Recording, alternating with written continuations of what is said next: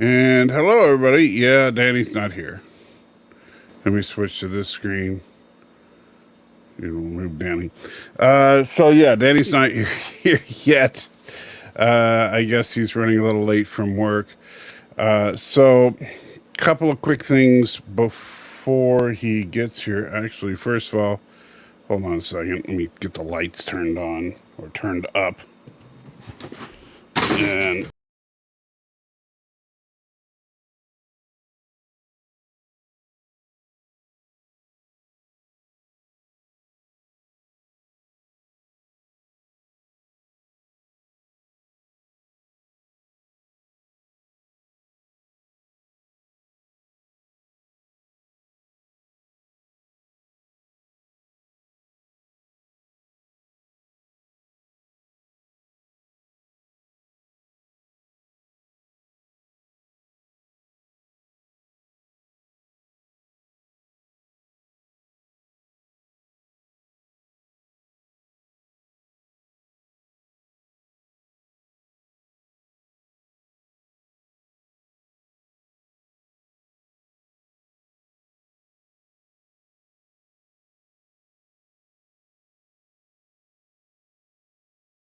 well, that was really weird.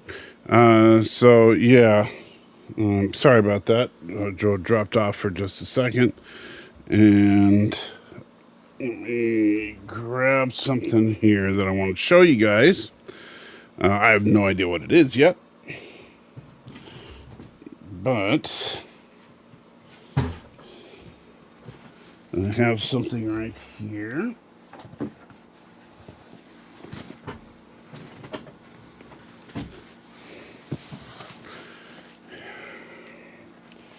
And also, Danny asked me to retweet his, well, not tweet, but repost his X post that he just put up, which I'll just do real quick. All right. So I have here a box that I got today. And as you can see from the tape on said box, it is from Critic List. So I'm very excited to check out what we got here. If I can get the tape off of this box, because apparently Critic List tape is made out of neutronium or something. There we go. Nope, I just got a corner of it. There. All right. Maybe. Man, this stuff is like ridiculous. I ain't blame. So, I can't see the chat yet. I'll get to that in just a minute. Let me. There we go. All right, so in the box, I actually do know what's in the box, but I figured I would show it to you. So this is some official Critic List swag. So this is one of their shirt designs here.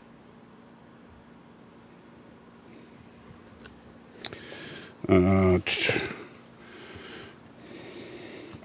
little card from them. That's very nice. Some stickers, which I wasn't expecting, so very cool.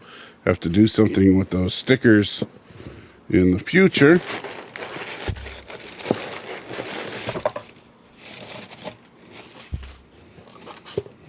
All right, and I have a official Critic List hat, which I'm not much of a hat wearer, but still very cool. And finally, a Critic List crow shirt, which I really liked that design.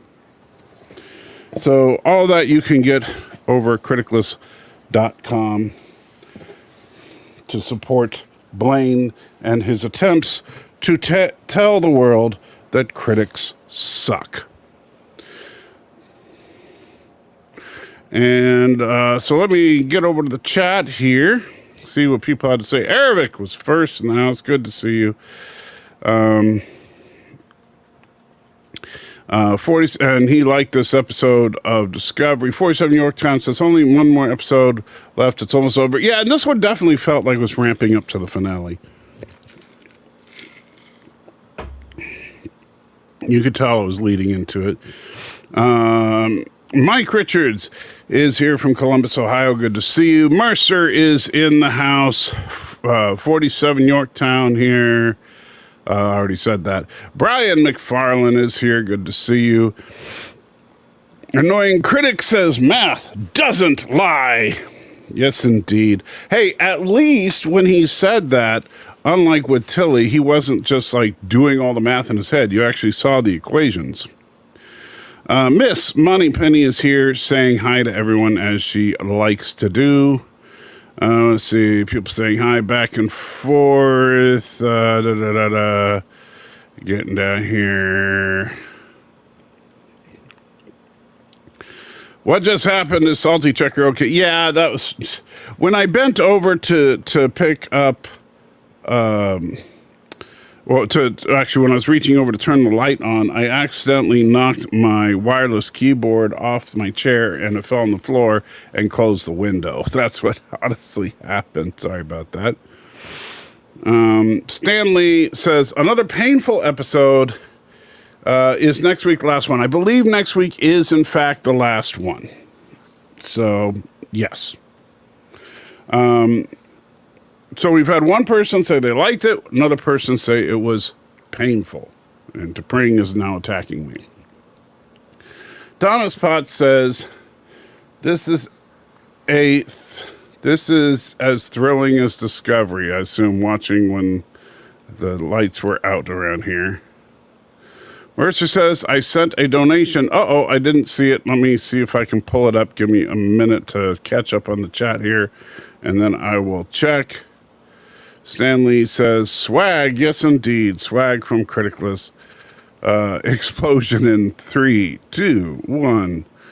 There's a new invention called scissors. Yeah, but I just didn't have any within arm's reach, sorry. Pink is your color, says Stan. Wow, okay. Will Michael and Book get back together? Don't know, don't care. That's one aspect of the show I really don't care about. I'm willing to bet, though, I think that all the emphasis on Michael and Book's relationship is probably some of the reshoots they did for these last couple of episodes to make it feel more like a complete story. Don't play Pin the Sticker on Bird of Prey 5. Oh, that's such a fun game. Actually, I like Pin the Grenade on Bird of Prey 5. Thomas thinks the episode was meh. And Ervik says, treats for Pring. Oh, she gets all the treats. Trust me. Attack of the Land Bat. Yes, indeed. The covert mission was pretty lame. Well, we'll get into it when Danny gets here. I'm not gonna spoil all my opinions on that. It's funny because, man, I had such a hectic day today. I didn't get to watch the episode until like an hour ago. Don't know if you ever liked it, but I sent you the trailer for the new Beetlejuice movie. I don't know if I watched that one. I'll have to, my Skype's not logged in.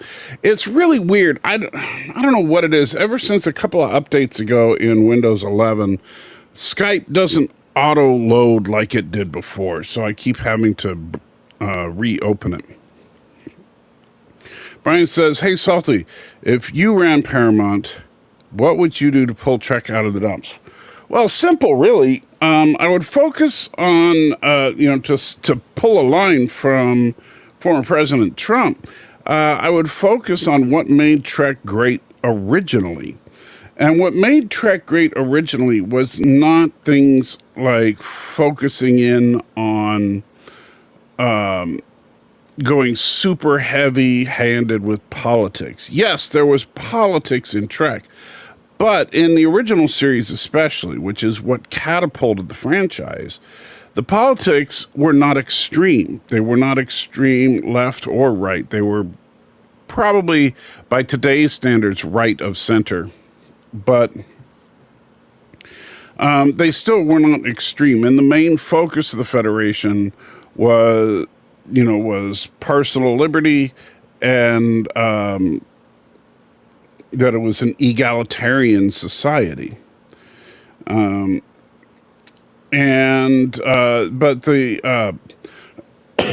the other thing, though, that I think they're really missing out on right now is just having fun, cool space adventures, which is what the original series mostly was. We're not having fun, cool space adventures showing an optimistic view of humanity's future.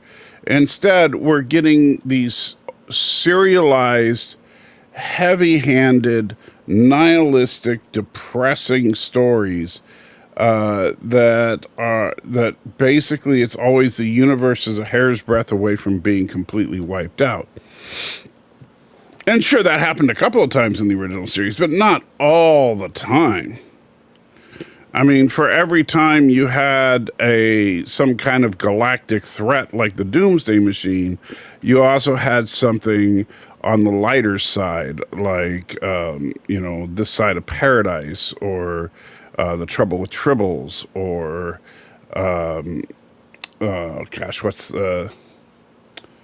I can't believe Shore Leave, so you had heavy episodes and lighter episodes interspersed. You also had seasons that were real seasons. I would dramatically cut the budgets of the shows, but I would also increase them to full television seasons. Let's see. Brian says, brand new ship-based series set after TNG. No, as far as that's concerned, I probably, because here's the thing, we've got the post TNG era. They've kind of already screwed with Picard. I would probably continue on from Strange New Worlds and use Strange New Worlds as a stepping stone to completely reboot the franchise. They've already kind of softly implied this a little bit in Strange New Worlds because of the changes to the eugenics wars and stuff, Romulans meddling in the past. I would probably do more with the temporal Cold War in order to further establish that, yes, this is not the same timeline as the Prime timeline, and then just move on from there. Stop trying to pretend that this is the same timeline that the original series and TNG and stuff took place in, because people aren't buying it, and they never were. It just never felt that way. Let's see. Wow. The oil slick, though. No more oil slicks. Solitude would make a show with sentient pike hair for every character. No, that's not a bad idea.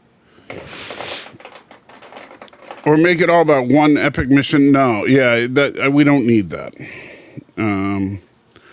The scavenger hunt hasn't been very exciting, and I don't really care about the progenitor tech. Well, yeah, that's the problem.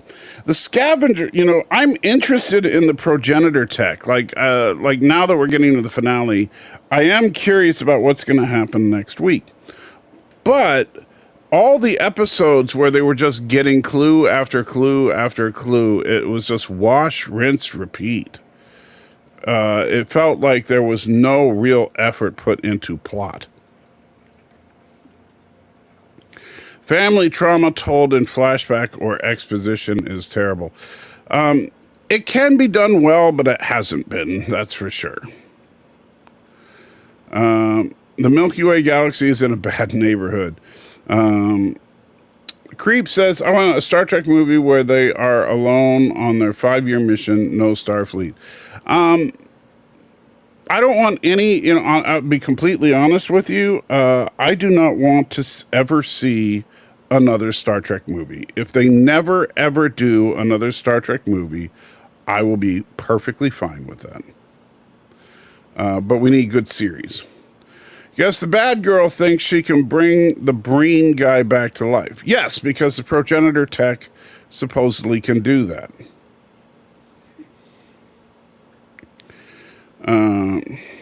Let's see. It's Armis. I'm not sure why you're saying that. Let's see. Nosy Neighbors says Mike Richards. Tech will be a letdown. It probably will stand, but I'm hoping not. And then Creep says, 5-year mission, but they are always near a starbase. Makes no sense to me. The original series, like I said, had a mix. Like sometimes they went to star bases, sometimes they were out on the frontier, which actually makes the most sense because a ship wouldn't always be out on the frontier because every now and then it needs to come in for resupply and repairs. At the same time, it shouldn't always be near a starbase, and that's where I think we need to mix it up. We need to have an episodic series, more like the original series, to be honest. Like the encounter with the aliens at the end of last season was a bit anticlimactic. I actually liked that, to be honest. I did. Unless I remember wrong, but didn't the progenitors shape life to look like them, not creating life? Yeah, if I remember correctly, well, they said that they kind of messed around with primordial soups in order to eventually evolve humanoid creatures.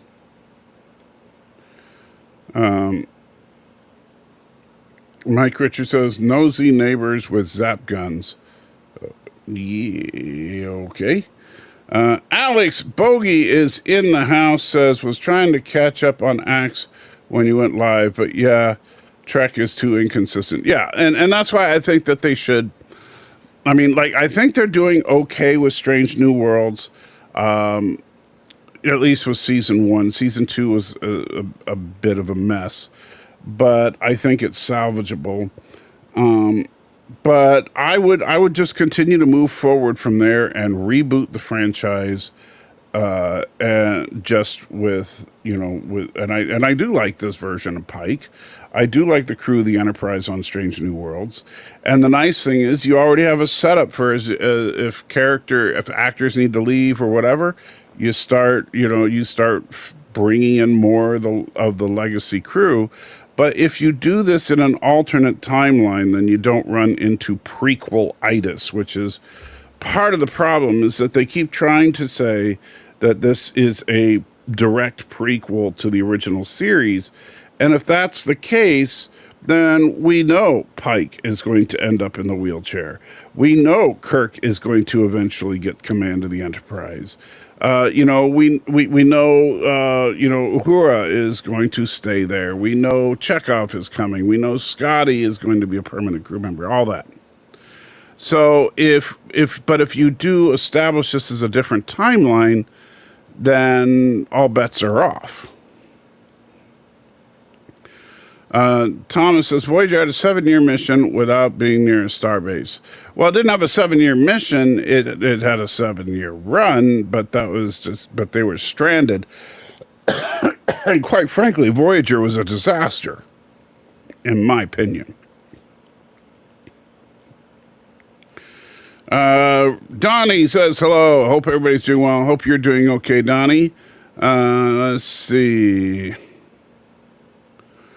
I also enjoyed the end of season 5. I think you mean season 4 if you're talking about the first contact thing. Let's see. Stanley. That's a Thomas. Okay. Creep says Enterprise was good with them having to rely on themselves for the most part. Voyager too.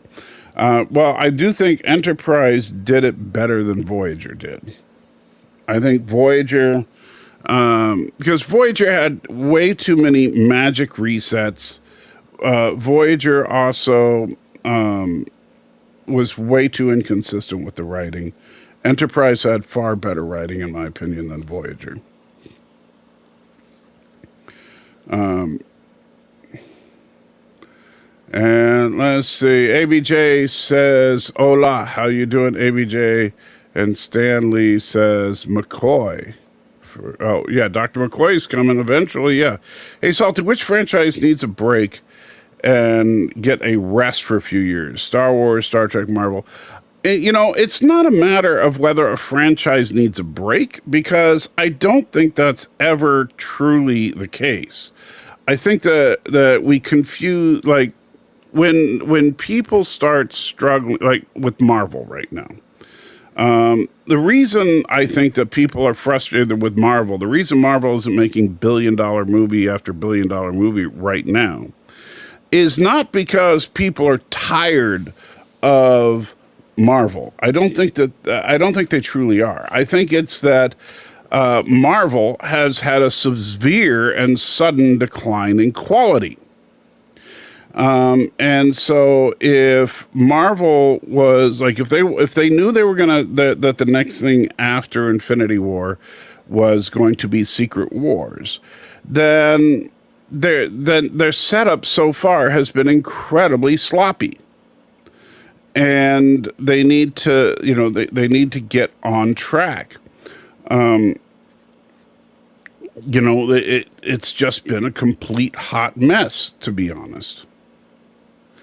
And so hopefully, I know that, they canceled all their stuff most of their stuff for this year, except for the Marvel Jesus movie coming soon, which I already got my tickets for.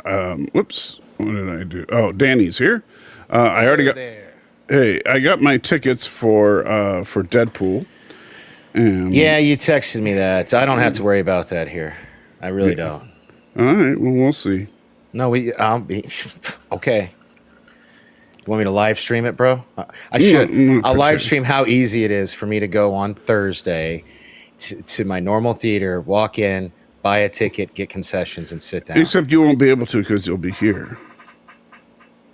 I'll watch the morning show. We'll see. Even better. Easier for me. Less people. Well, then that day we'll have to review that movie because I'm seeing it on Thursday. So part of the reason I was late today, guys, is I picked up Dexter, and man, when I saw this tag, when they handed me this bag here with some other stuff in it, this man, it was rough. I don't know if you can see that. It says Dexter Ballard. That fucking broke me up, dude. I didn't bawl, but like the lady was like really sweet to me, and like she could tell like my eyes watered up. It was rough, but I got him. So yeah, she knew she had a wuss on her hands. Yeah, man. Yeah. Call a spade a spade. I'm a emotional dude. Sorry to everybody in the chat for being late. Hopefully you can forgive me. Let's see. Hi to Alex. He's starting to become my arch nemesis. Donnie. Hey, Donnie. Thanks for saying hi. I was listening to you on the way here. Hey, Thomas and ABJ. I trust you. Hey, Creep and Stan. You hit most of the chat, right? Hey, Brian. Yeah. All right. Good deal. All right. Well, what's your hot take, bro? Or did you want to keep answering questions, or did I get here in time where you were? No, well, real quick, though, I do want to answer what Alex was saying. Okay. Because we were talking about fixing Trek. Okay. Why exactly is Berman era Trek so difficult to copy for new Trek? They're not trying to copy it. So that it's not that first of all, I don't want more Berman era Trek, to be frank. Berman era Trek overall. I thought your name was Mike. But I'm bunks. I'll be here all week. Don't forget to tip your waitress. I don't get it. You said I'm going to be Frank, and then I said I thought your name was Mike. Oh, okay. That was funny. Okay. Ha ha. Yeah. So anyway, the funny thing is, I think Berman era Trek was actually very inconsistent because You had the first few years of TNG were, on the USS Love Boat, and the Trek was, and all through TNG, Trek was becoming incredibly PC. Deep Space Nine was a huge step in the right direction, but then Voyager was a huge step in the wrong direction. And then Enterprise was a small step in the right direction, and then it was over. All right. If you guys can see this, this is going to be, I'm going to send a little care package, but this is a Criticalist sticker that'll be involved. I'm going to have a trivia question like I did yesterday because that was kind of cool. And just for those who are curious, Professor Brainy Specs did in fact hit me up, and I dropped his package in the mail today. Excellent. So he will be getting that soon. Wow, I didn't mean to do this weird widescreen thing on my... Yeah, you really messed everything up, didn't you? I'm good at that. What can I say? You are very good at that. That's about right there, right? Does that look good? Right about there? I don't know, probably. All right, we'll leave it. Sorry. So yeah, I'll drop that later during the review of Star Trek Discovery. Yeah, let's not copy Berman era Trek, folks. Let's just get back to basics, really, is all you got to do. Right. And honestly, look, the original series was the Super Chat. And thank you so much, Arabic, with a $1 super chat, just because I truly appreciate it, my friend. And it has Arabic Sonder, Code Brown. that's just, perfect right there. So the I think that we need to look at what got the franchise, what got people excited about the franchise in the first place, and focus on that. And it was fun space adventures with a moral center, with a definitive moral compass. Yeah, and, see, that's adventure. Science, like a science fiction adventure with, like, remember in the 80s those cartoons always had the, like, at the end of G.I. Joe and even I think He-Man did it too, but a bunch of commercials had public service announcements with the characters in them. Remember, like, kids, if somebody's trying to bully you, don't kick their ass or whatever. Right, yeah. The more, and knowing is half the battle, is the one at the end of G.I. Joe. You're right. So we need I'm not saying we needed that on the nose, but we just need, good stories. We don't need woke propaganda. We don't need politics shoved in our face. No, be allegorical, be vague. Leave it open to interpretation. That's what makes this stuff so much fun, is that I can watch it and see one thing, you can watch it and see another, and we can have a healthy debate or a fun discussion over those things. That's what made, I don't know, that's what I think made Star Trek great. Well, and like you were saying, the allegory and metaphor is what made the original series so strong with it. Things like when you look at A Taste of Armageddon. Referencing the Trump insurrection in your television show set like hundreds of years in the future, that's stupid. That's so stupid. Do an allegory instead, Right. If you just say things fell apart, that's fine. But, or, something. I mean, I don't want to. First of all, you're not supposed to do that with science fiction. It's supposed to be evergreen. You're not supposed to date it. If somebody watches that 100 years, well, depending on if, what, never mind. I'll just stop myself there with the. I was going to go on a tangent. Anyway. That's okay. So I got a question. What does Ariel mean by face reveal? I'm not Doomcock. You've seen my face the whole time. So explain what you mean there. But I'm not doing another celebration until I get to 500, because 500 is the new monetization threshold, along with watch hours. And I swear I sit down to edit these videos that I want to do, and by the time I release some of them, it'll be pointless. I mean, I'm at this point, I'm doing it just because I've already started working on it. You know what I mean? I'm going to finish it, damn it. But it's not going to get any views by the time I do. But I'm getting better. I'm trying to manage my time better. Professional help is being sought. And what moral compass? The world is teaching everybody that any direction on the compass dial is okay. Right, but Star Trek, you know what? That kind of philosophy was birthed in the 60s, and Star Trek was counter to that. Yeah. Despite what people think, Star Trek was not on the side of the hippies. Look, here, look, here's the thing, guys. The moral compass here.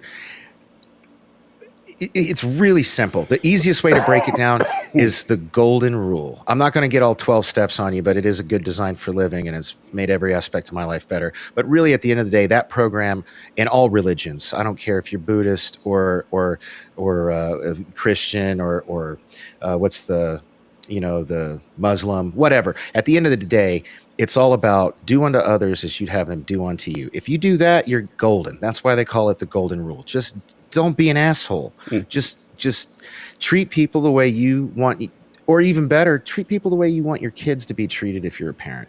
Just don't be that's your moral compass. And that can be interpreted like a Muslim, a Christian, a Jew, or whatever could watch that same show and they feel like because there's certain core tenets to all of these things, unless you're just born a psychopathic serial killer, that, you most people adhere to some type of moral compass. Would you not agree with that, Salty? I mean, generally, yeah.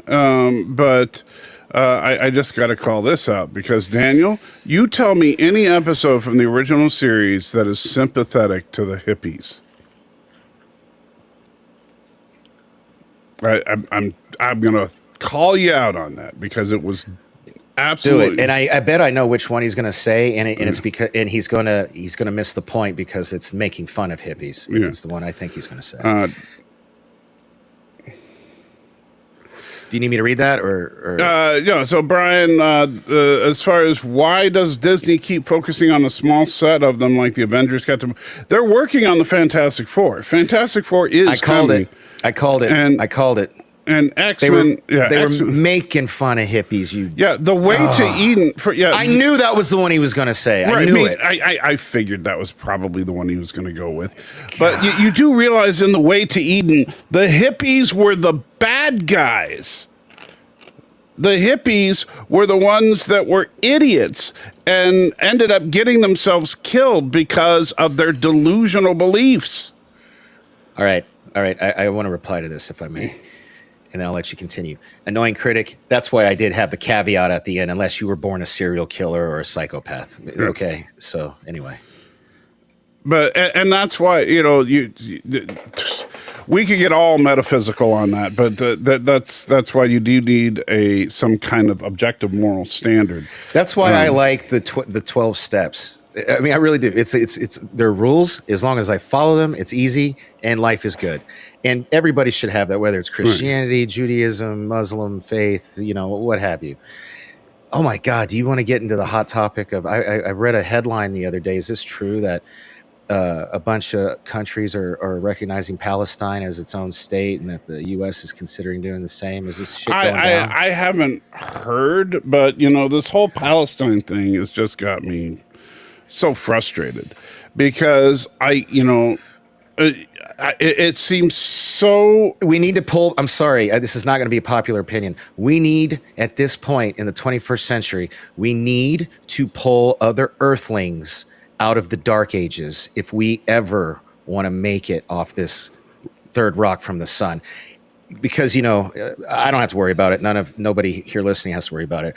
But eventually, even if we don't destroy the planet, the sun's going to blow it up in about a billion years. So there's that. Well, but as far as the Palestinian thing, what I don't understand is... Okay, I did read that. So, Thomas, you seem to be in the know. Let me know is it true about the United States considering this? Okay, or I did hear Ireland. No? I did hear Ireland was sympathetic.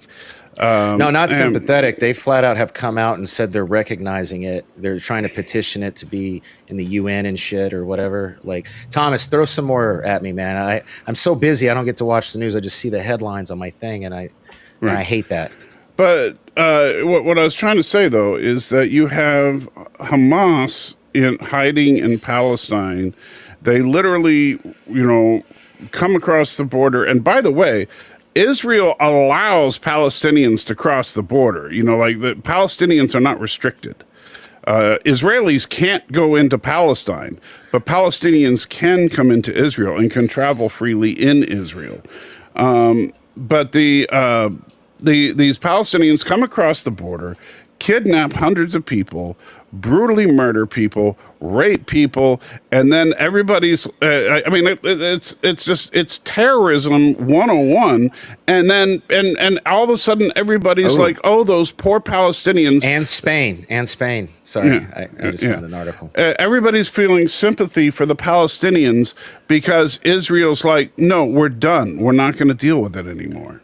You know, and I quite frankly, I think, you know, if that had happened, if let's say that several thousand Mexican cartel members came storming across the border in Texas and just raided several towns, kidnapped people, murdered people, and drug them back to Mexico, guess what? The United States would turn Mexico to ash if Mexico didn't help us. I am realizing you and I are on the same opinion, and it's not popular. We should stop talking about this. Yeah. Professor Brainy Specs, welcome. You didn't hear. I got your little gift care prize pack thingy. It dropped in the mail today, bud. And we're doing another little trivia question later. All right, so let's get into what's your hot take on what's the name of this episode? Lagrange Point. Lagrange Point. Yeah. What's your? Or however you say it. Look, it's okay. There's only been one what I would consider good, and I'm being generous, episode this season. This is in second place, and that's only because I felt like it didn't suck. But there are some moments that bugged the shit out of me that I am going to talk about. I'm going to make you pause it at certain points because it was effing stupid. See, I caught myself there. Didn't say the R word. It was dumbassery galore. But I like Rainer a lot. We finally got the moment at the very last moment. He sits in the chair, you know, gets. Rainer's the only thing I like so far. We'll get to it. There are two CW three. There's a few points that piss me off. It just didn't make any sense. We'll get to them. Yeah, I would say that this episode is. I would agree with you. This is probably the second best episode of the season. Yeah. It's not a great episode, but not an offensively bad episode. It does end with me wanting to see what happens next week. Yes.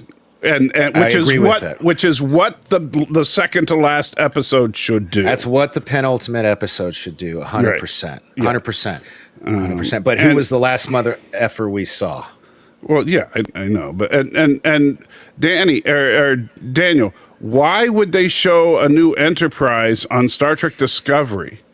He's talking about the one that the girls took. No, we're not going to see the Enterprise. Those girls are not coming back. That was their way to write them off the show. We're not getting the ISS Enterprise. Yeah, they haven't been on the show since that episode. Yeah. And in fact, and they weren't in the show for a couple of episodes before that.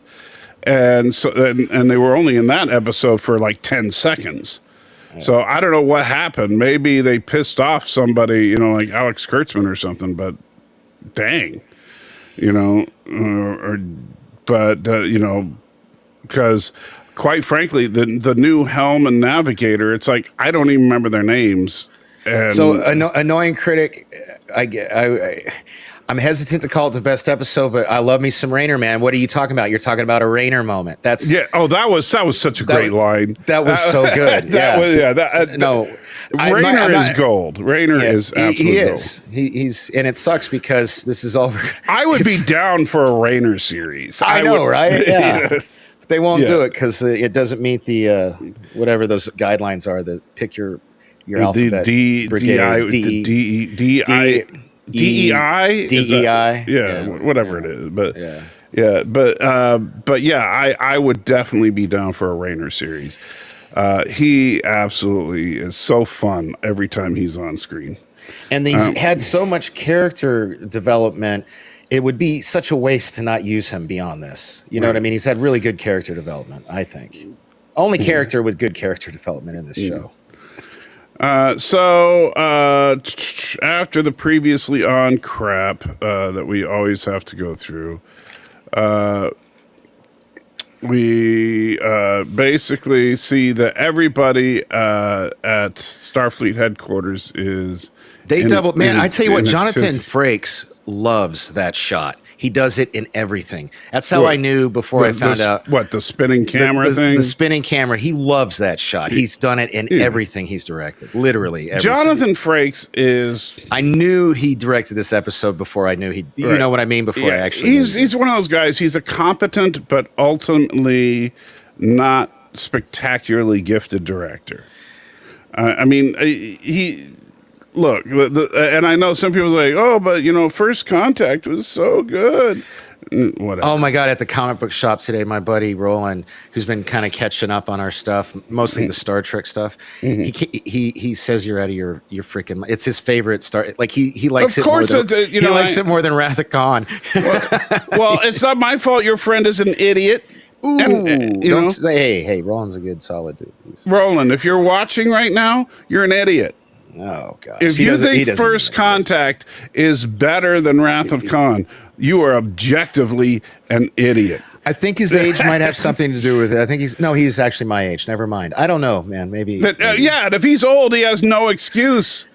At least if he was young, I could say you're stupid because you're young and dumb and you haven't been properly reared on great Trek.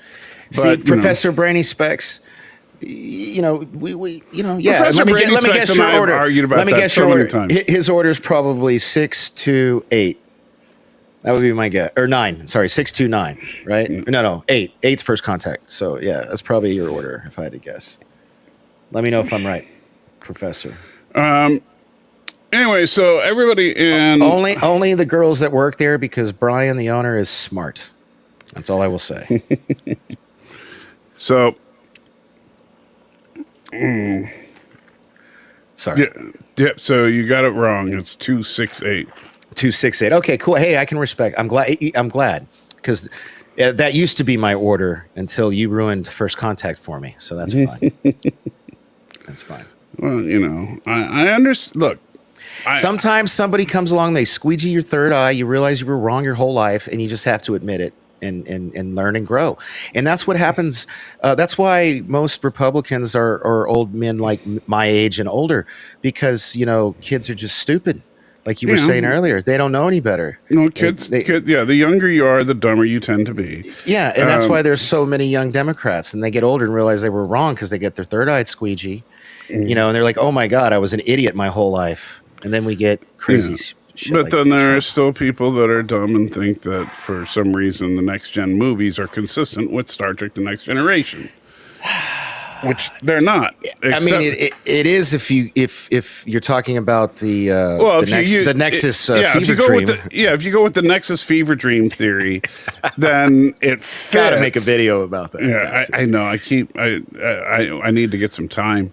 I know. Trust me, I get it, man. You're driving now. Yeah. Oh, how sweet. Yeah, so Saru is bringing flowers to his fiance.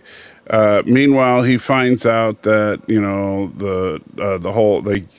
he gets brought up to speed on the fact that Discovery is trying to get to the location of the progenitor tech, and the Breen are on their way, and the Breen have all the other clues, and Discovery is damaged, blah, blah, blah, blah, blah. And look, if you're going to do CW moments, I'll admit I like Saru. And no, this isn't one of the things I would consider a CW moment. He's been gone. We needed this scene. They needed to get him caught up. And but later, it's not like they made out or anything. They just hug and right. But that's not their relationship. That's not the type of relationship. Well, yeah. The funny thing is because, and this is something that Discovery for all 5 seasons has just been obsessed about showing Stamets and Culver kissing. I mean, my God, you could do a video that's 20 minutes long of just every time they kiss. Oh, we get one in this episode. Yeah, I know. And it's like, I get it. They love each other. Can we move on? We don't. And you know what? It's totally inappropriate for Culver, the ship's doctor, to come into engineering during a crisis. Oh, dude, stop. When we get to it, that's one of the things I stopped myself from talking about in my hot take. All right. Okay? That's one of my CW moment scenes that pissed me off. I would literally yelling at the television. Here's another one of your Jonathan Frakes shots. Yeah. You know, right here. From above, spinning from above. Does the same shot in Nemesis with the Romulan chamber. Yeah. Or no, he didn't direct that one, but never mind. He might as well have. Probably swiped the technique from that guy. So they decide, they're going to need to try to That's slow. a derp face. That poor guy. Yeah, that was a bad pause. He's got his little derpy. What is that? Cerebral palsy going on, or cerebral palsy? Dude. That's kind of what it looked like. Is that side of his face was droopy. Oh wow, that looks like the bridge from Star Trek Beyond.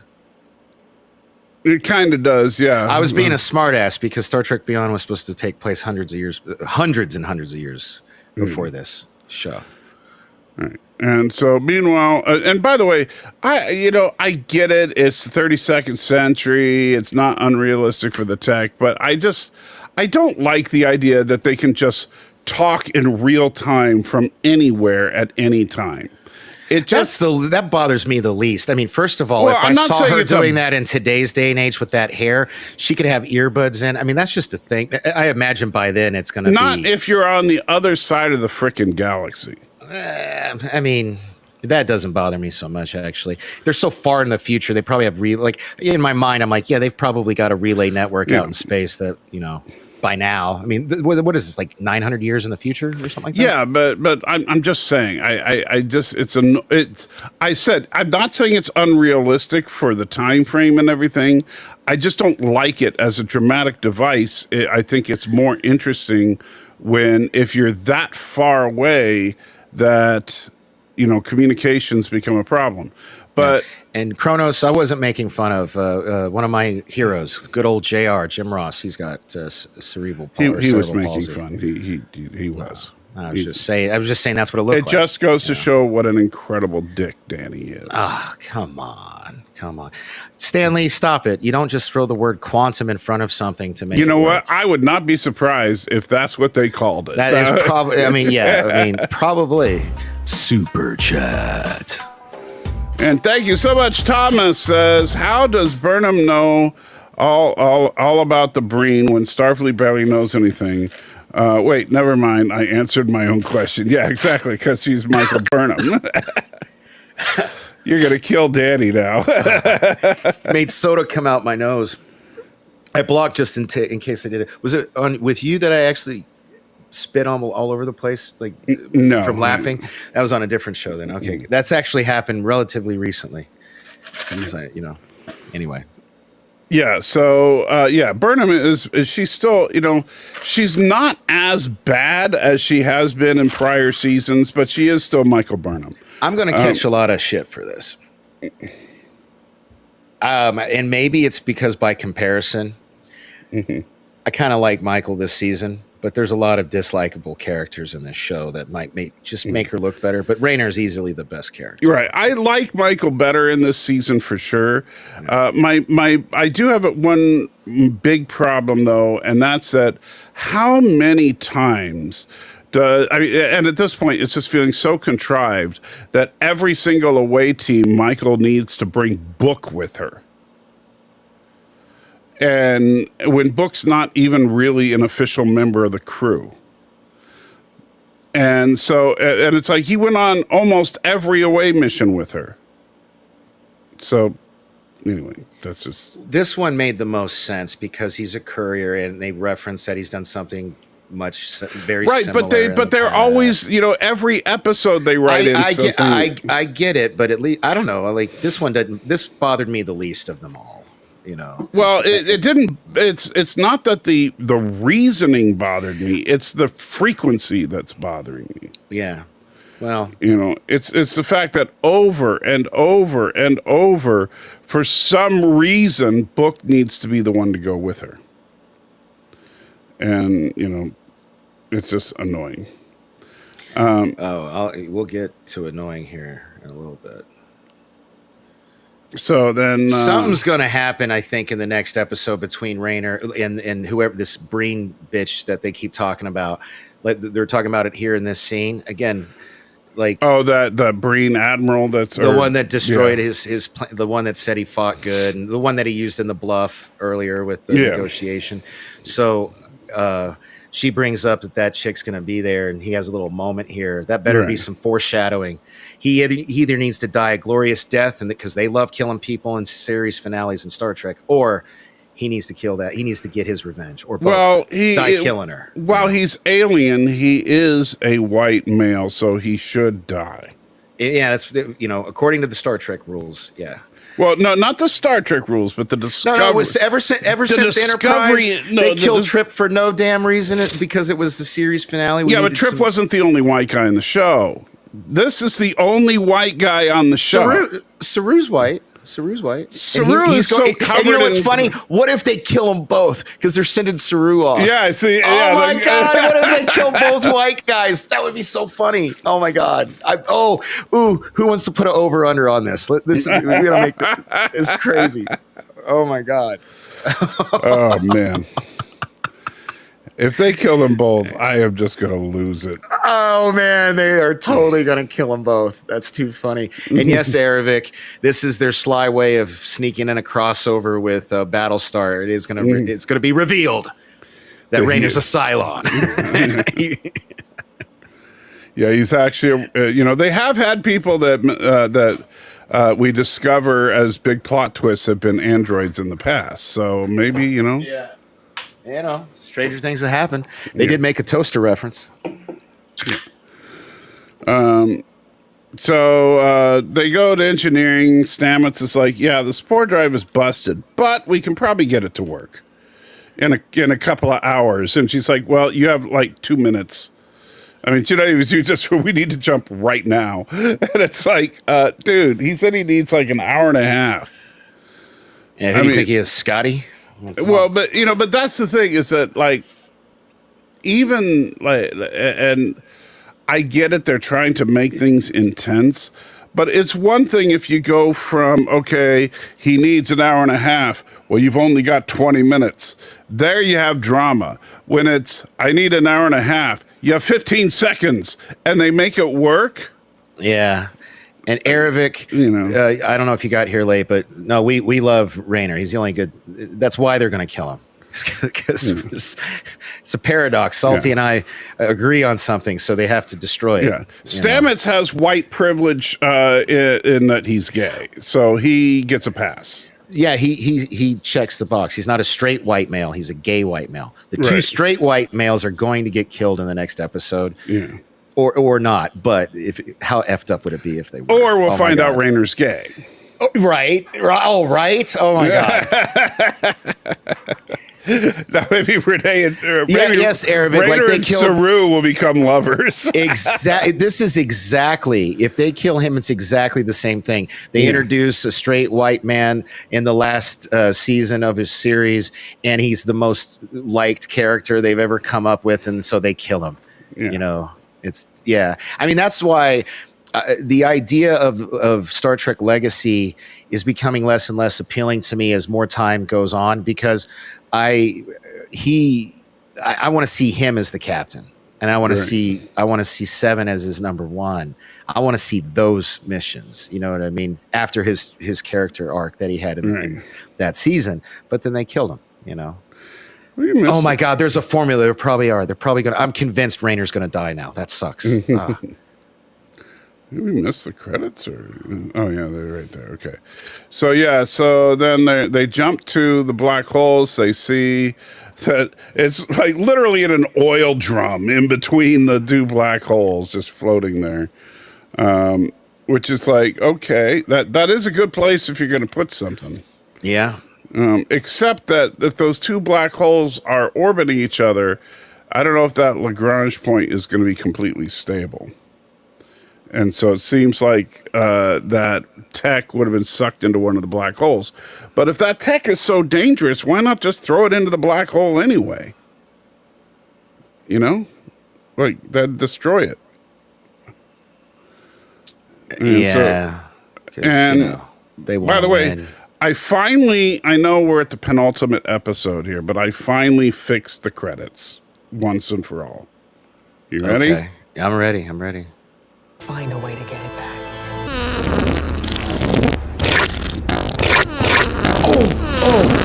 Hey, man, I gotta go to the bathroom. I'll be right back.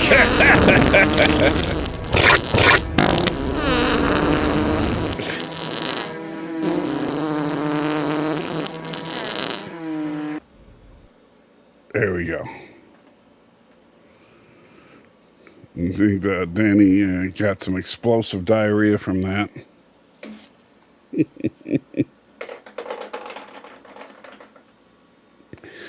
Oh man! So I think that music fits their show a little better.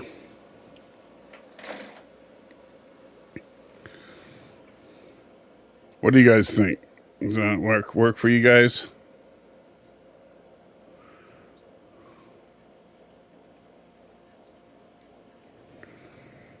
As we wait for Danny to return. Let's see. And yes, we're talking about Pizza Cutter Trek. Let's see. That sounded wet and dirty. Yes, indeed. That was the point. Cronus asks if it's over. Arabic thinks it's a good theme song. Let's see. Tristan says, my first nerd fights in a while, still classy. Yes, if nothing else, we are class is what people think of when they think of nerd fights.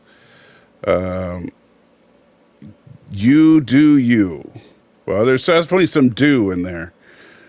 Sounds Turtistani. Let's see. Chrono says that was gross. Mike Richards says that magnificent return of Poopy Trekker.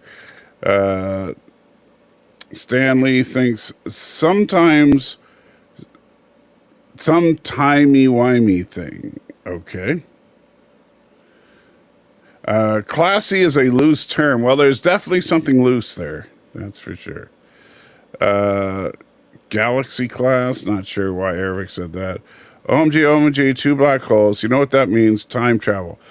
No, it doesn't. That doesn't even make sense. You know, there's no time travel in this episode, and they do go through a portal, but there's nothing that says time travel about going through the portal. And okay, man, you got to warn me before you do shit like that in the future. You know how, like, sometimes you see somebody throw up, and then that makes you throw up, and then somebody else throw up. Oh, my God. That was terrible. Oh, it's a great song, though. Oh, it's terrible. Oh, you're going to... Don't do it again. Oh. God, please. All right. You're killing me. You and your... Oh, my God. Come on, man. You just love these poop and fart jokes. You just love it. Sorry, I can't help it, man. I just, You're a child. My God. All right, so... My God, man. We're watching and reviewing Star Trek, and you're making poop and shit jokes. Yeah, because we're talking about Star Trek Discovery. Oh, damn. Touche.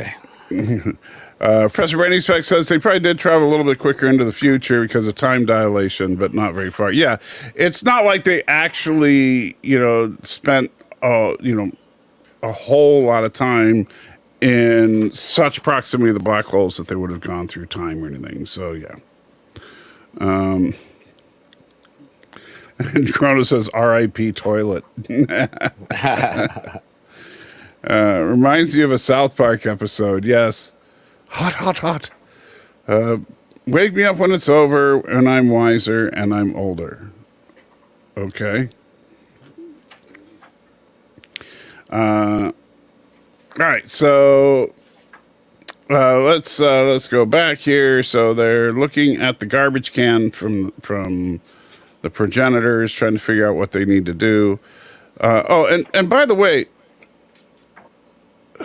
yeah, okay, so, and they see that it has a keyhole that just happens to fit the pieces. Gee, it's too bad that they gave all the pieces to the Breen. Yeah. Hey, I wonder if this is a key. I bet this unlocks something. Yeah. Oh, look, there's a keyhole shaped just like the key. So they decide that what they need to do is sneak onto the Dreadnought by flying a shuttle into the exhaust of their impulse engines, because that will hide their transporter beam for some reason. Okay, sure, why not? And by the way, since the shuttle explodes, wouldn't they detect that? I mean, does it explode or get incinerated? Well, I mean, it's not like the shuttle's cloaked. I was thinking that. I was like, how are they not seeing the shuttle? Like that. Right. That's a good. Did they explain that? Because if No, they did, I missed it. You know. No, they do not.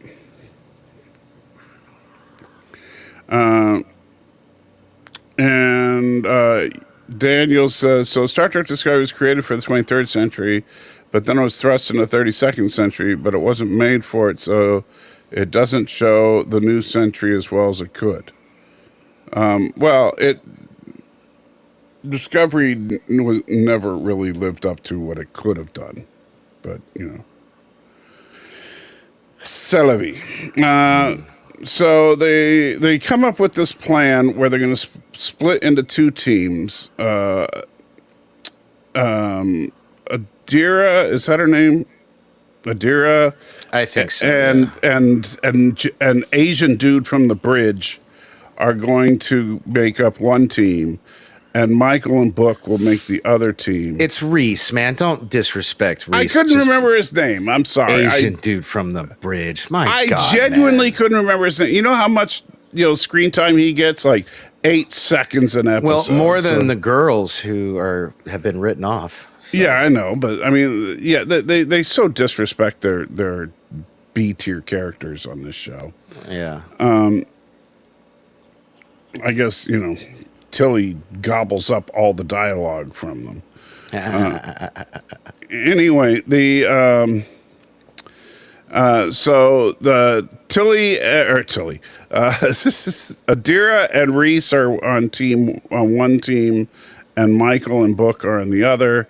And so they're going to go up to the bridge and deactivate the shields. At the same time, they're going to basically throw a little transporter enhancer onto the device so they can beam it off the ship.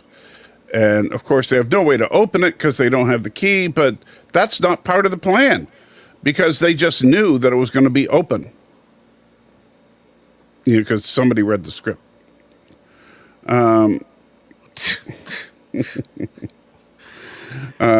Pretty much. Yeah.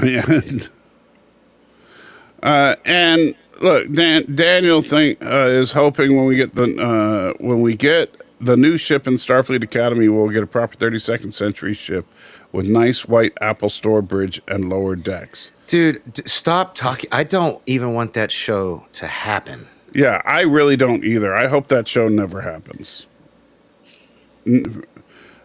For one thing, just thinking of a show centered around Tilly. When does the Section 31 movie come out?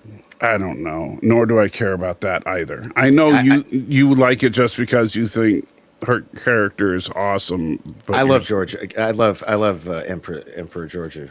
Yeah, she's a badass character, dude. I'm sorry, she's awesome. You just love the fact that the Federation's like, yeah, you're a genocidal maniac. Cool, let's just bring you on board. But Michelle Yeoh is just so good in that role. She chews up every scene. But that doesn't make it okay. That makes about as much sense as if the Federation was going to say, hey, let's bring Khan into... Oh. Never mind. Anyway,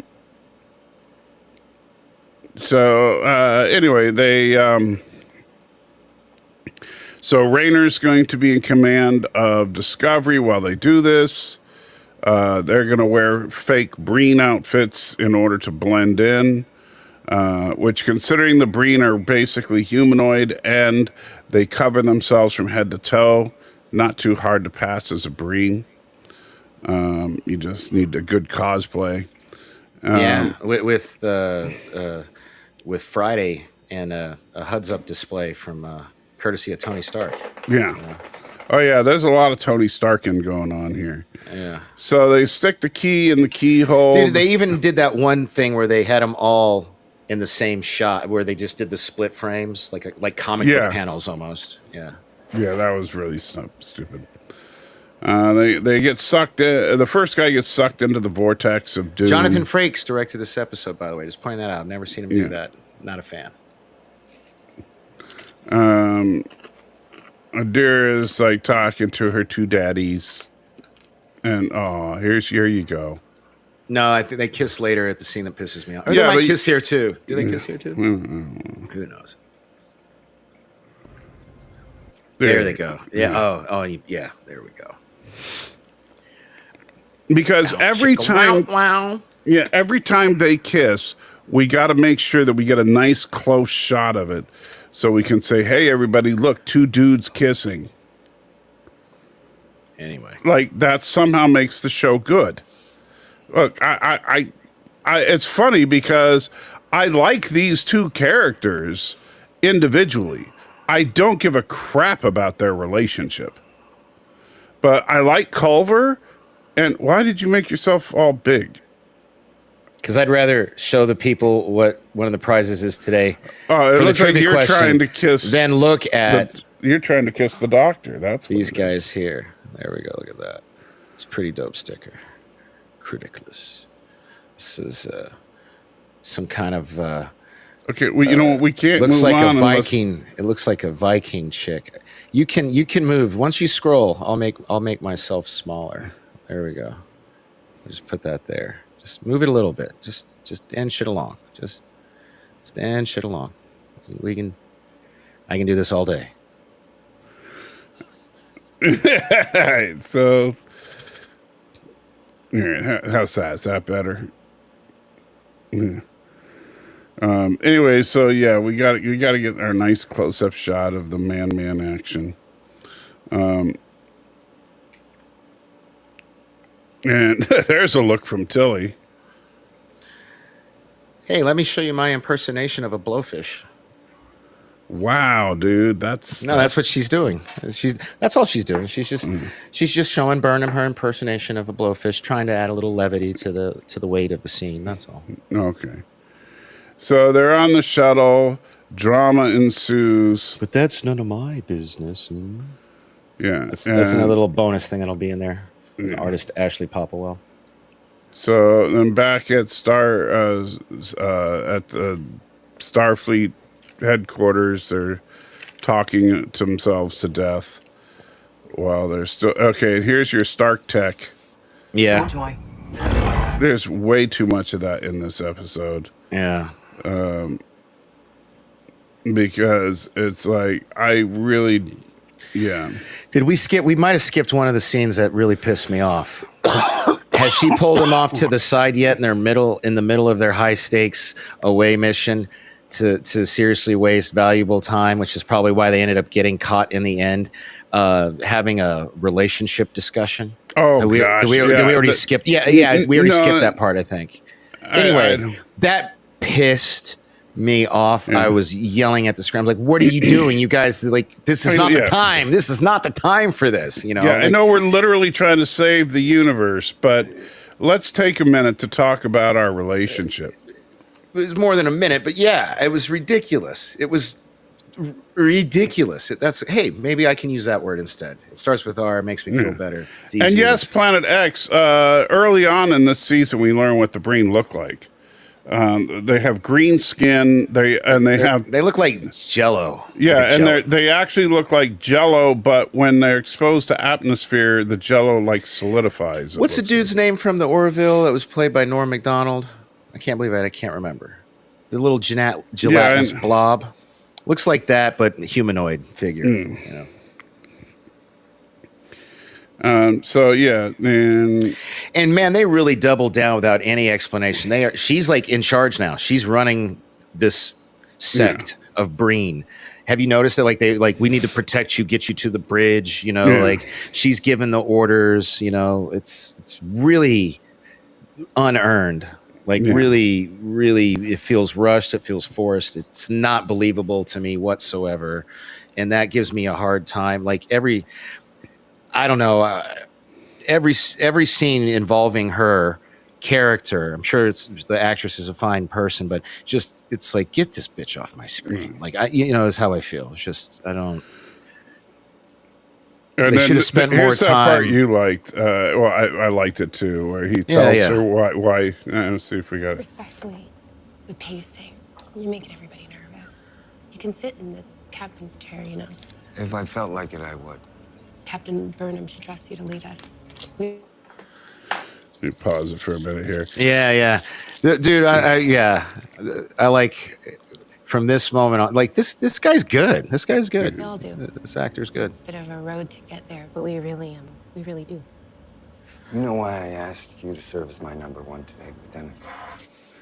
And so, this is like his best line so far on the series is his description of Tilly. I love it.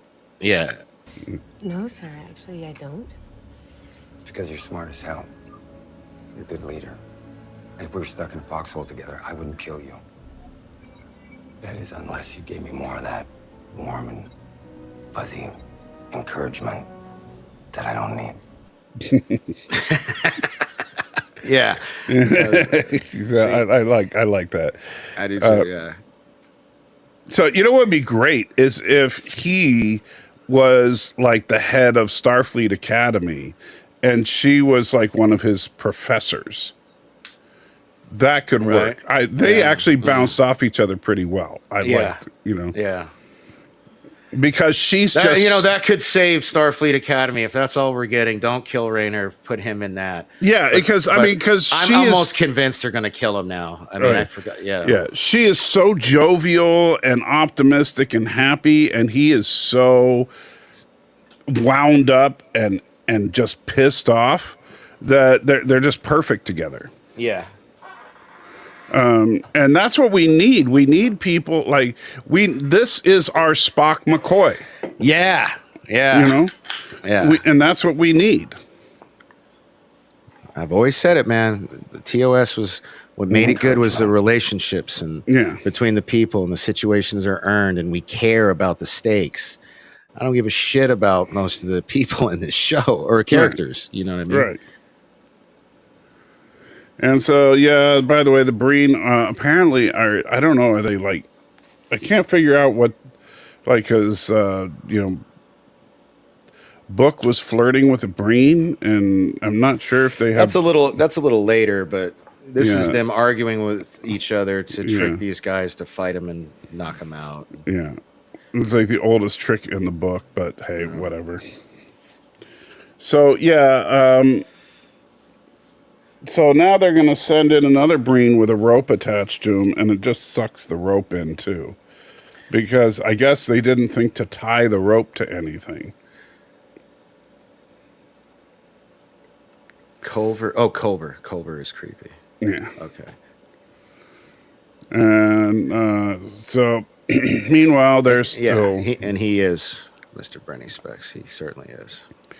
They're still, in love, blah, blah, blah. Somebody in the chat earlier... This scene drags on to me. This scene here, I don't think we needed. This is where they hug. This is the scene. So then they come up with emergency plan B, where because I mean, they're just showing how in a short period of time how well Rayner and Burnham have gotten to know each other, and then they show in the one episode I liked, they spent that whole episode together getting to know each other. And this was actually pretty good because I. Unlike most of the time when they try to do something like, oh, she's telling me to do, it actually made sense. I figured out what she was talking about. That she's like, okay, we need to get everybody jettisoned out into space and then beam us on. I figured that out from what she said. Yeah. And so I like that, but it was still subtle enough to where Maul wouldn't have known what she was talking about. Right. And so that was actually... And apparently other bridge crew members didn't get it either. Right. But I think that was one of the better written one of those like secret coded message in plain talk kind of things. Yeah. I almost wonder if the actor that plays Raynor was like, hey man, every scene I'm in I get to give notes, or I get to change the you know what I mean? But I mean, like, I think of the infamous scene, like, Captain, if we did things by the book, like Lieutenant Savick, hours could seem like days. Yeah, so on the nose that you're an idiot if you don't get it. You're supposed to have superior intellect, you know. Yeah. Khan is actually functionally retarded in that scene. Yeah. I mean, that's. I mean, it makes no sense that Khan couldn't figure that one out. Yeah. But Discovery just starts blasting at the hangar. Well, they talk to him first to freak him out, you know, because they think they're dead. The Breen thinks Discovery's been destroyed. Right. So there's that first, and then that doesn't go so well. Right. They get the message, and then now they're gonna ram him. They're gonna ram him. Go back to that. That shit pissed me off. He's in the middle of a life or death situation. That all this is going on in the bridge. We see this stuff going on outside. They're shooting. This is not the time for this. Yeah. This is even worse. This is even worse than the Booker Burnham shit, because the stakes are even higher in this moment right here. Right. And it's like, I know you're trying to, they're talking about their fucking adopted person. You notice how I had to flip through the Rolodex of my brain to say an appropriate word. What am I supposed to call it? Person? Non-binary offspring, I think is the proper term. Whatever. Yeah, that thing. See, that just sounded worse. Yeah, that sounded mean. That sounded like you're non-binary phobic. Guys, gals, and non-binary pals of all ages, step right up. Here's Discovery. So then Raynor orders the collision course, and I also have to say the visuals on this on the actual ramming scene really good. Yeah, they were. Ariel, I was using the R word as it's properly used. I wasn't using it as a derogatory. When I was saying that Khan was functionally retarded in that scene, he was. I'm not saying, oh, that's retarded. That's using it as a derogatory. I wasn't doing that. Well, you just did by giving the example. So the algorithm has struck again. Yes, I'm sure that this episode will be demonetized by YouTube. But when the actual impact, I like this scene. They spent money on this scene. Yeah,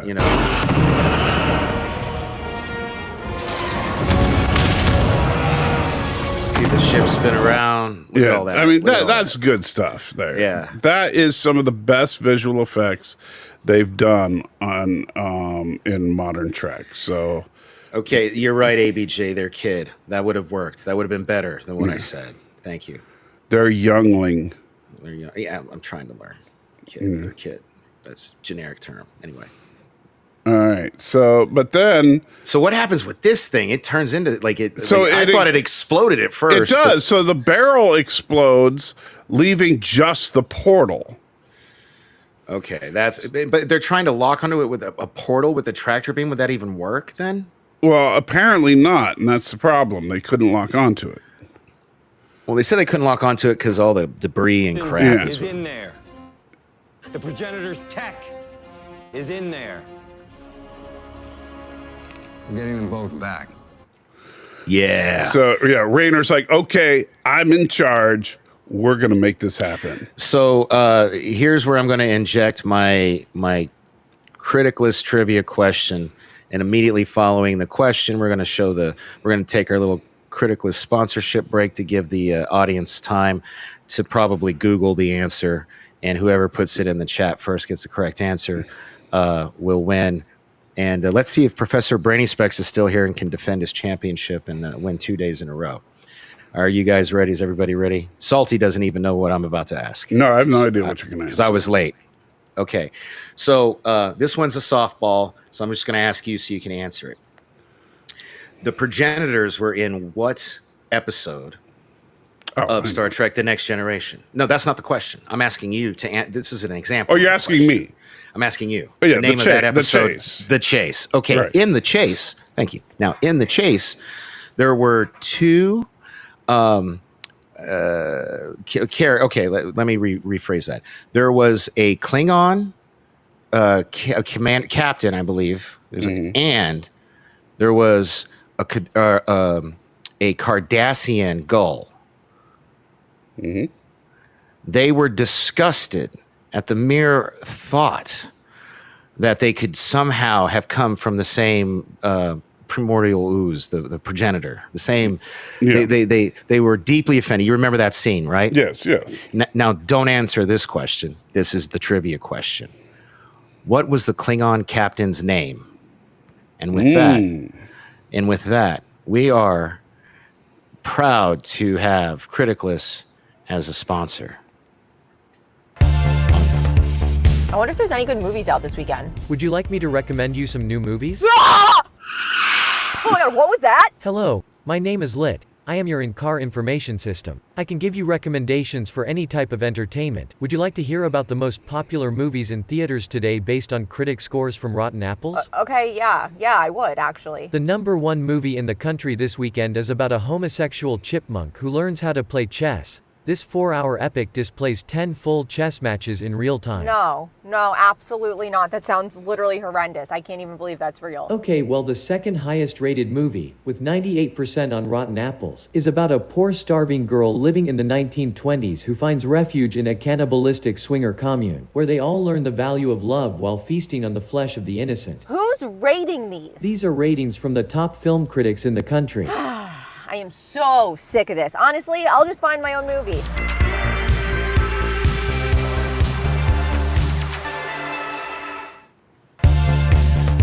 Every time you play that, I want to see that movie. Well, why don't you tell the fine folks a little bit about Criticless after that funny little ad of theirs? Well, you weren't around to see it, but I got my Criticless swag today. Oh, you did? Oh, Yeah. Show me. Yeah. I didn't get mine, and I sent them our info at the same time. Yeah, so here's But Tennessee is a lot closer to North Carolina than Vegas. Yeah, so I got this shirt here. Oh, I think I might have asked for that. That's a cool shirt. I like that shirt. What's the bottom say? Read it to the people, because you're here. Blow yourself up real big so I can see you. Mind control is the most basic form of mind control is repetition, and it says it over and over and over. And then at the very bottom, of course, it says, if you repeat a lie often enough, it often becomes the truth crossed out politics.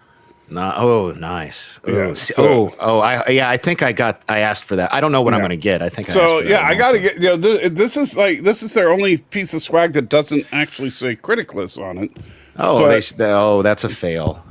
It's a cool shirt though. Yeah, it's a cool shirt. But it is a really cool shirt. So I just like the messaging on the shirt. So, and I like the style of it. The other one that I got, and I got this one in large part because of my own name, is their Criticless. Put it this way, Criticless Crow design. Well, your name's not Crowford, it's Crawford, but okay. Yes, but Crawford actually is Gaelic for the place where the crows gather. Oh, cool. Well, that one is branded, has Criticless on it. Yes, that one is actually branded. Right on. And then I got the hat. Ah, cool. Well, maybe wear one of those items next week for a show. That'd be nice. I will. If I had realized I'd gotten that before 2 seconds before I went live, I probably would have put one of those shirts on. Right on. Well, cool. Right on. So did anybody get it right yet? I was looking at your stuff because I didn't see it earlier, remember? So let's take a look in the comments section. Let me scroll up. I don't think I've seen the correct answer yet, to be honest with you. Hold up. Let me scroll up. So, yeah, I mean, these guys didn't even know it was the chase. We got people saying code of honor. Come on now. I hope that was a joke. That was Thomas Potts. Okay. That He had to says be a code joke. of honor is the answer to everything. Okay. So let's see. Aravic says, I want my prize. I'm looking through, guys. Calm down. Thought I had to add. Okay. Captain Fugly. No, that's not it. Klaus. No, that's not it. It's definitely not Bird of Prey. That's funny though. Ducat before he was Ducat. That would be the Cardassian, not the Klingon. I said the Klingon. No, the Cardassian in that one, wasn't it a female?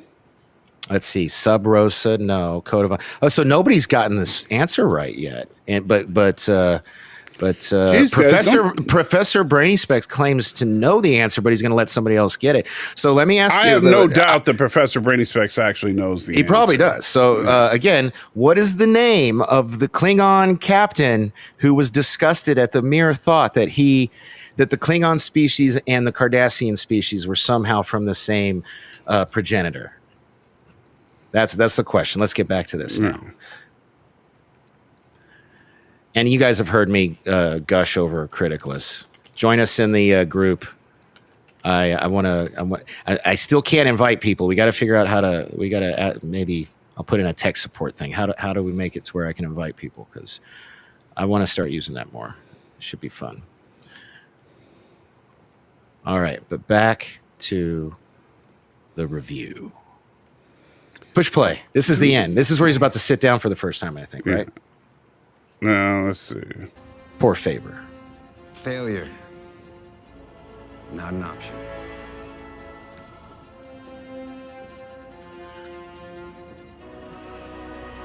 Everybody's got to turn and see him do it.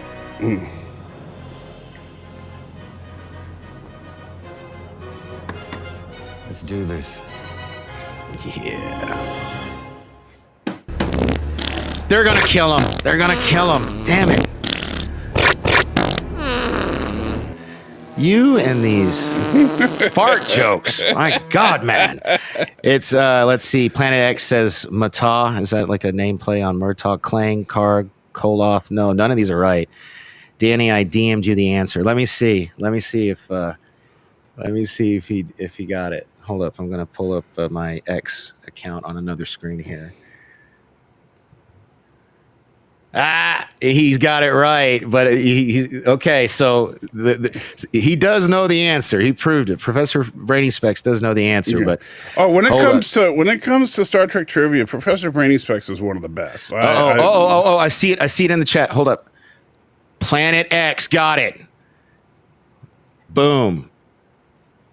Are we doing this at the same time? There we go. Okay. New doc. That is correct. So Planet X. Although I like Thomas's answer better. Ha. Planet X. I believe you follow me on Twitter. Please send me a DM, and I'm quick. I got my stamps. Just a few seconds too late. You know? The Digital Archive of RGB History also got it. But Planet X beat you to it by just a few seconds. 2 seconds. Literally 2 seconds, according to Evie Mux. So that was fun. I'm gonna keep doing this until I run out of swag. I should have asked the Critical guys to give me some more, but I should be getting a package in soon. So we'll do this again next week. Don't be sad, Digital. You'll have a chance next week to play. So hopefully, that was a great ending to the episode, though. With makes me want to see next week's episode. With Raynor taking the reins of the ship, and the funny thing is, he feels more like a captain than Burnham ever did. When he sat in that chair, he looked like, okay, guys, playtime's over. Yeah, we're gonna get real now. Cut it out with all this stupid CW, lovey-dovey BS. We ain't got time for that. Doctor, get the hell out of engineering. Yeah. You're going to have injured in a minute because I'm going to send a lot of people. You need to be, in the med bay getting that shit ready for all the casualties I'm about to send your ass. Yeah. And yes, Stan. So next week we are going to be doing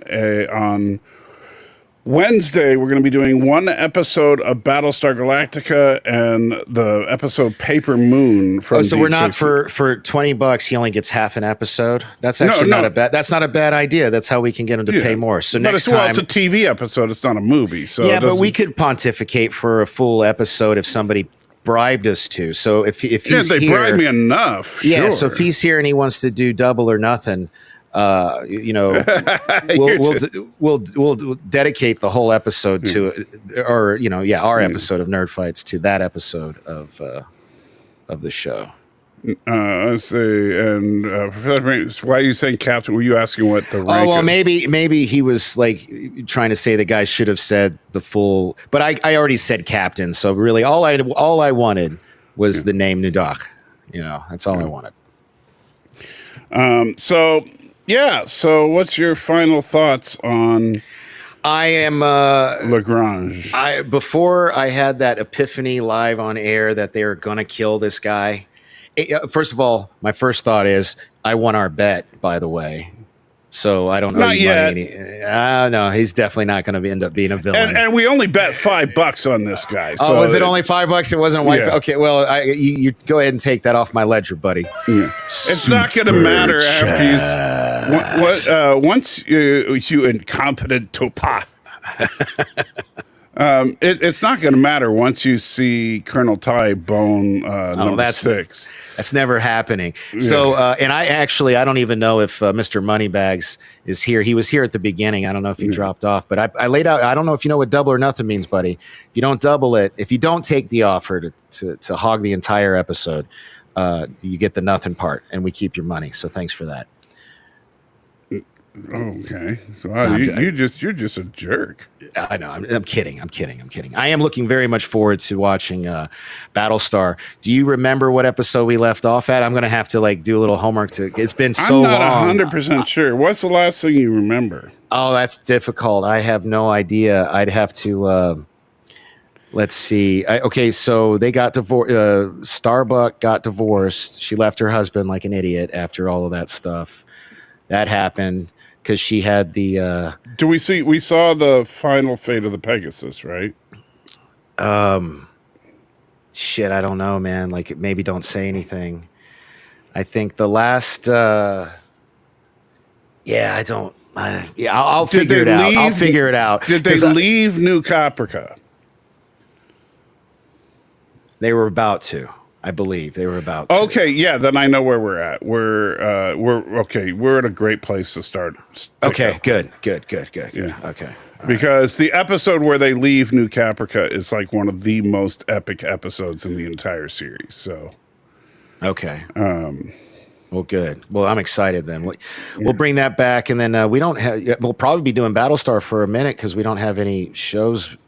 We might do more movies since it's summertime, but right. I think I'm trying to think because Marvel put a lot of their shows on hiatus. Mm-hmm. The next Star Trek show isn't going to be probably until the end of the year at best. At best, yeah. I don't think, yeah. So yeah, we may be a little while before we have much. I mean, obviously, we're going to be dedicating a full episode to Deadpool. And.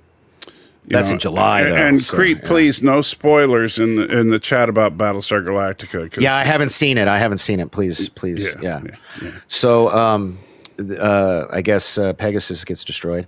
So, you should go live when the final episode comes out and live review it like you used to from Thomas Potts. You put that up here for a reason, I'm guessing. Do you want to do that? Well, man, it's easier for me than you because I'm 2 hours earlier. That's 2:00 in the morning for me. Yeah. And I mean, I did like doing that, but it's getting harder and harder to be conscious with the way the MS is. So I don't know. I might try to do a live stream right after the episode premieres. That what I did for I did it for the first season of Strange New Worlds, I'm pretty sure. I know I did it for the first... He's basically talking about, like I do for the wrestling pay-per-views, doing a watch-along where you and I are watching it in real time and they can't see it on the screen and we're just talking about it Well, Well, actually, no, what I did because he's talking about what I used to do was I would watch it and then immediately like sit because to me one thing that I don't like is when people are sitting there watching something. And it's like, okay, so they're watching something, and then, but then you start talking, and so I have to stop because, oh wait, I got to deal with this, and then I got to go back, and so all of a sudden it takes like 6 hours to watch the show, Yeah. So it's easier to just watch the show and then talk about it. Gotcha. OMB just posted his review of Furiosa.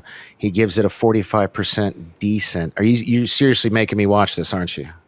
You don't have to. Aren't you watching it? Yeah, you I said am going to see it on Friday. Yes. So it'd be a waste for me not to. So we can talk about it. You know what I mean? Yeah, we could talk about it on Discovery Night since No, we have to do it Wednesday because we got nothing right now. Or no, we do. We have yeah. Okay. But we'll figure it out. Yeah. Or maybe instead of doing Battlestar, we do Furiosa on Wednesday, and then we do. So we do Furiosa and Deep Space Nine. And no, we do Furiosa just by itself, and then Thursday do Deep Space Nine and the finale. And the finale. That makes more sense. That's Star Trek. Yeah. So we'll do that. Right. I will go see it. Coming from OMB, 45 is actually not a bad rating, to be honest, from that guy. He's very critical. That's Odin, right? Yeah. He's kind of a dick most of the time. I didn't say it. He'll never see this, but I didn't say it. But yeah, I will tell you, I rewatched the entire, all 4 Mad Max movies. Me and the wife, and I'm gonna have a tough time with this one. Yeah, we talked about it. We talked about it yesterday a little bit. Yeah, so I mean, because the movies don't make any sense, and this one apparently is not only it's a prequel to Furiosa, but it takes place after the apocalypse, so it'd be after Mad Max. But Max was about Furiosa's age in Fury Road, but she was born after the apocalypse, and so and that's the problem. You're hurting my brain already. Yeah, it's one of those things that okay, you shouldn't think too much about the continuity of this universe, but I can't help it. I always, when there's massive continuity breaks like that, it bothers me. And so that's going to bug me. I can tell you that. That's going to take some points off of this movie. However, I've also heard some very good things about it. That even though... Oh, you have heard good things. Okay. I have heard good things about it. That it's a much deeper character study than any of the films since the first one. And that it's actually a far better movie than a lot of people were giving it credit to be. It's also the girl that's playing that you see in the trailers playing Furiosa. She doesn't show up till like halfway through the movie. Okay, yeah. Because apparently this movie starts out with her as a small child. Yeah. And it covers like 15 years of her life. So, but we'll see. It might suck. It might be awesome. We'll talk about it on Wednesday. Yeah. Right. So with that, so you're going to see Furiosa on Friday or on because today's Thursday. So you're gonna see it, so you're going to see it tomorrow. I'll see it tomorrow. All right. Are you going to post on Critic List before